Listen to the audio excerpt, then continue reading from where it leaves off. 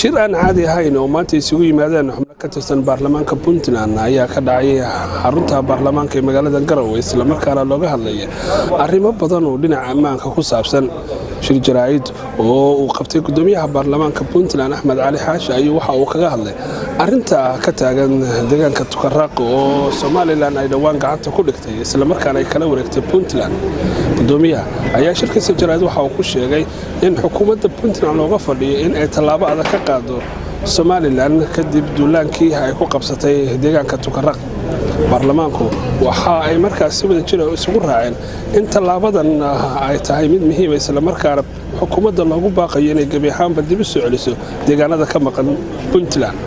ujeedo war-saxaafadeed kulan wada tashi iyo xog waraysi ay yeesheen xubnaha golaha wakiilada Puntland ee ku sugan caasimadda Garowe 17 bishii koowaad 2018 kaasoo lagaga tashanayay xaaladda colaadeed ee ka dhalatay duulaankii uu ku soo qaaday maamulka Somaliland 8 bishii koowaad 2018 dood iyo falanqeyn dheer ka bacdi waxa la isla qaatay qodobadan hoos ku qoran. 1 in la taageero qorshaha xukuumadda Puntland ay ugu jirto difaaca iyo sugidda amniga dhulka sida uu qabo qodobka 7 ee dastuurka Puntland. in baarlamaanka Puntland si dhow ula socdo xaaladda difaaca dalka waxaana loo magacaabay guddi gaar ah. 3 waxa muwaadiniinta Puntland ku wargelinaynaa inay ka qayb qaadashada difaaca dalku yahay waajib dastuuri ah sidaa darteed waxaan ugu baaqaynaa qof kasta oo reer Puntland ah meel kasta uu joogo ka qayb qaadashada difaaca dalka Puntland.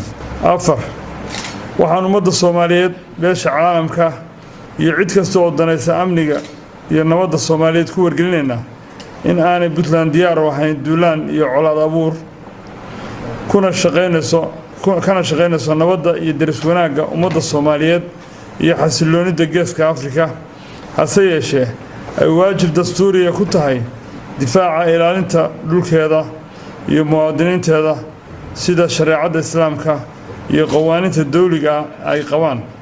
sidaa darteed wixii dhibaato iyo cawaaqib ka dhasha duulaankaas uu mas'uuliyaddeeda qaadayo maamulka Somaliland waxaan markaa dawladda xukuumadda Puntland madaxweynuhu horeeyo waxaan ugu baaqaynaa mar labaad iyo mar saddexaad inay waajib dastuuri tahay inay arrintaas meel mariyaan difaacaan dalka qaybihiisa hadhay xuduudihiisa dhammaantood. shirkani maanta wuxuu ku saabsan yahay arrintaas. Ahmad Sham, Hon Cable TV, Garowe.